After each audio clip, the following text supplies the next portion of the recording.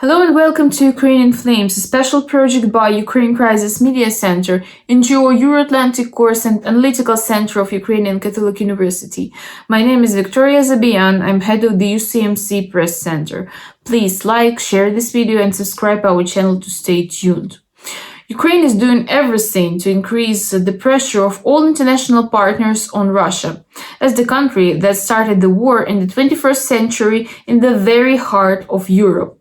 Ukrainian society is waiting for a new package of sanctions against Russia, and every time the question arises how painful they are for the aggressor and how soon they can stop Russia.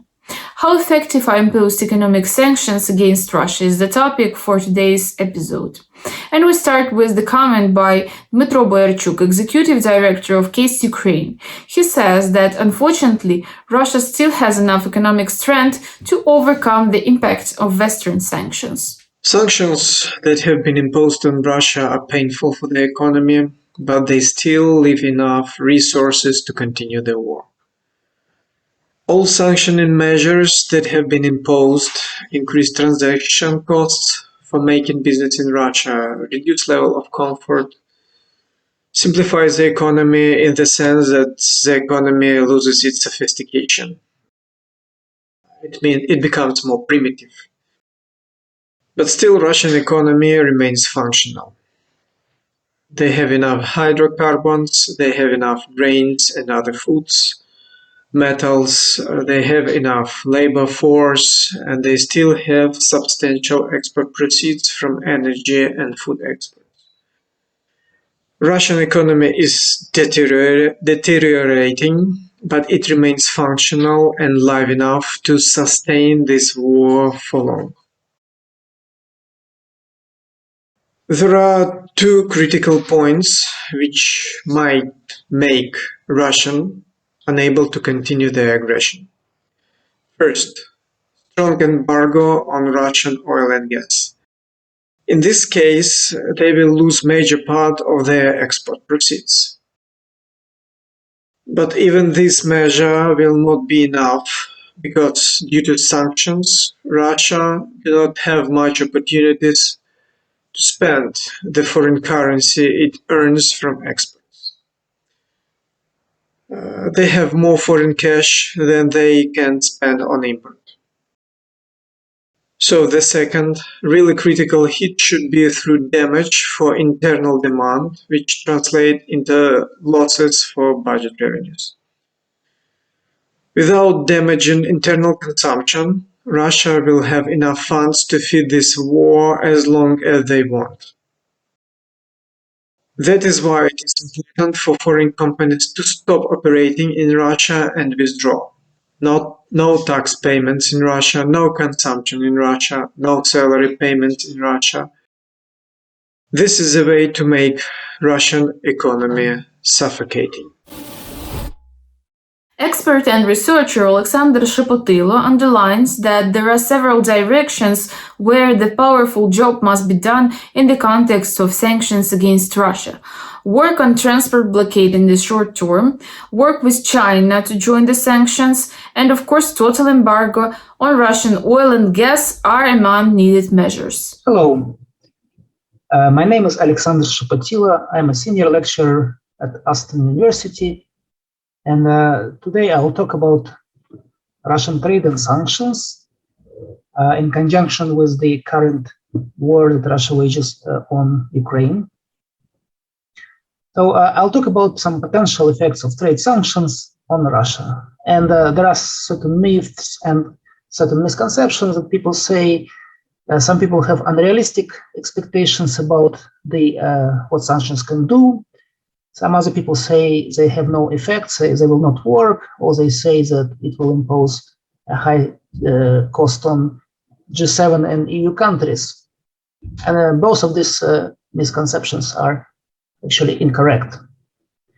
So first of all, Russia is a big economy, about $1.5 trillion at the moment.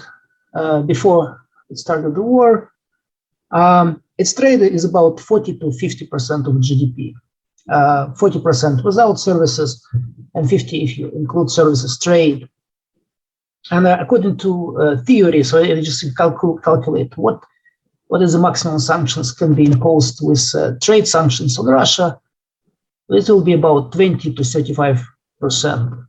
Well, it depends on how much import penetration is and how easily can Russia substitute one goods for another. But the maximum we can have imposed on Russia is about 35%, which is 500 billion US dollars. But this is annual number, so it's every year. So it's a huge number, actually, about 2/3 of Russian GDP.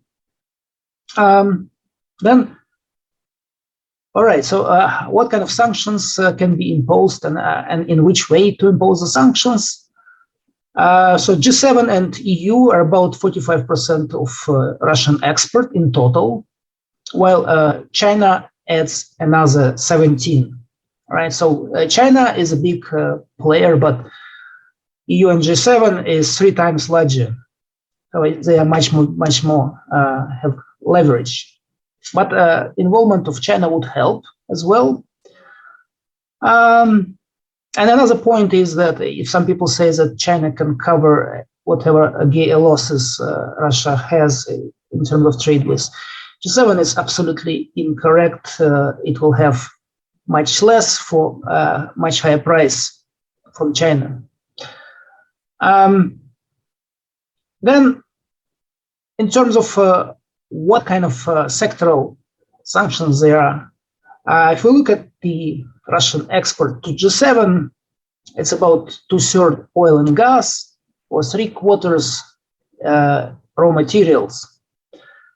And of course, without sanctioning oil and gas by G7 and EU, the sanctions are absolutely meaningless. They will have the minimum effect with no real serious costs.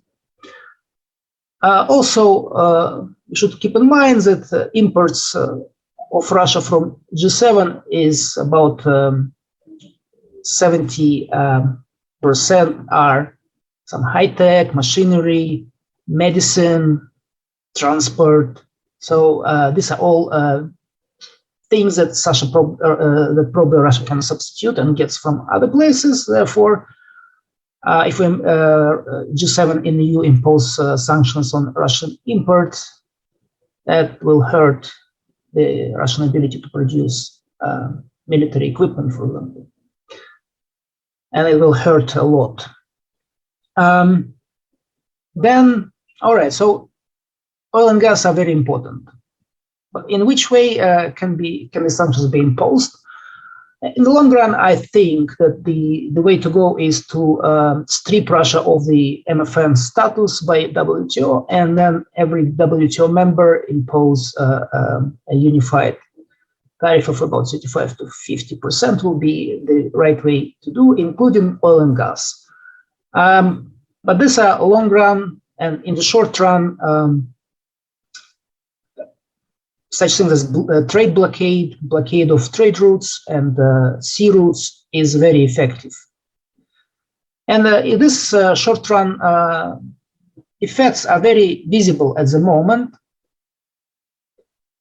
We know that Russian sea routes and trade routes are getting blocked by people, by governments. Consumers in Russia are hurt because they are having lower income and they don't know what's happening in the future, so there is a high uncertainty.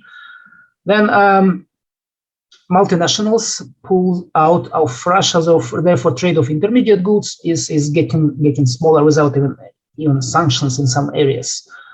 And also Russian companies under problematic access to financial services and to dollars and to because of uncertainty, don't invest and don't buy capital goods. So this all hurts at the moment. And this short-run sanctions and effects of the sanctions are very painful. You can think about drinking chicory or rose hip instead of coffee. Is already in some Russian newspapers discussing what can substitute for coffee. Then the Russians they're thinking about how their electronics can substitute for chips from all the leading companies. But of course, there are no direct substitution, and certain factories and certain military plants are not producing equipment at the moment. And if you look at the current trade, and some countries already announced its numbers for March, Germany reduced import to Russia by 50%. So Germany export is lower by 50%. South Korea and Japan are also about 30 to 50% lower. Even China export to Russia is 88% lower than it used to be. So even China, which is not joining sanctions, it's starting importing less. At the same moment, we don't see any evidence of Russian export getting lower, because they export oil and gas, and the price of oil and gas is going up. And therefore, the crucial thing to do now is to stop Russian export of oil and gas, which finance the war and help to pay salaries and to finance the skilling machine of Russia. Therefore, to summarize, we see that blockade and trade sanctions, they work at the moment, but transport blockade is an instrument in the short run. In the long run, the task is to remove Russian WTO most favored nation status by all countries and impose meaningful trade restrictions. This will reduce GDP of Russia by about 10% annually, which is 150 billion US dollars over the duration of sanctions. It will be a huge number. Then we should work with China to join sanctions, or at least not to help Russia to overcome certain difficulties. And of course, the main point at the moment is that G7 countries have a full oil and gas embargo and stop financing the war, Russian war with Ukraine. We also asked Gleb Vyshlinsky, Executive Director of Center for Economic Strategy, about how efficient new Western sanctions on Russia are. Let's take a look. Impact of sanctions on the Russian economy is significant, but still not enough. Not enough to stop Russia being able to finance the war against Ukraine. We see that economic forecasts for Russia are already negative and in the region of minus 10% for 2022, with further decline in the coming years. However, it is not enough to put the pressure on the Russian budget that will make Putin think about stopping the war for financial reasons. From the first wave of sanctions, the most important certainly were the sanctions against Central Bank of Russia and freezing its reserves, and also the private sanctions, when thousands of companies stopped working with Russia. And it is really very it was very significant to put pressure on financial sector in Russia, to make Russian ruble fluctuate, to put pressure on the Russian banks, and also to undermine economic activity of tens of thousands of Russian companies, to destroy jobs in Russia, and for Russian citizens to start feeling pain because of their invasion. However, Ukrainian economy is also having a heavy toll of the war, and this toll is even higher than the toll on the Russian economy, because the war is on the Ukrainian territory. So we need to have stronger sanctions as fast as possible. The main area of the sanctions is certainly energy, and the key now is oil embargo. Oil is the biggest source of revenues for the Russian budget, export of oil, and the key market is Europe. So what we need now is the fast and as full as possible European embargo on the imports of Russian oil. It will have a very significant impact on the Russian budget, and also, like for oil, what is important is that oil is a competitive market, and if Europe starts to switch to another suppliers, it could undermine market share of the Russian oil in Europe for decades, and it is a very significant threat to Russia, not only short term because of budget revenues, but also longer term. We also need to have much stronger financial sector sanctions. There are still majority of Russian banks that are using SWIFT payment system that are not put under sanctions, under full sanctions, and we need to finalize it with Sberbank, Gazprombank, and other key banks for the Putin's regime. It will further undermine the Russian economy. Together with additional sanctions on the transport, like closing ports to Russian ships for all goods, with no exceptions. We fully believe that having stronger sanctions, especially in the energy sector now, is much less painful to the global economy, to the European economy, than like having these slow growing sanctions. Certainly, like many politicians, especially in Europe, believe that sanctions in the energy sector will result in growing prices and decline in household incomes in their countries. However, we understand that the war against Ukraine is also having a longer-term impact on prices, including prices for food, including breaking supply chains, and it will have even stronger impact on the world economy if we speak about long war, than like having a big push on Russia, with fully closing energy exports of Russia to the European Union, and having such a big blow on the Russian economy that Putin will have to stop the war as soon as possible, and it will subsequently result in faster re-establishment of supply chains, faster recovery of the global economy, and higher well-being for all countries in the world, both developing and developed.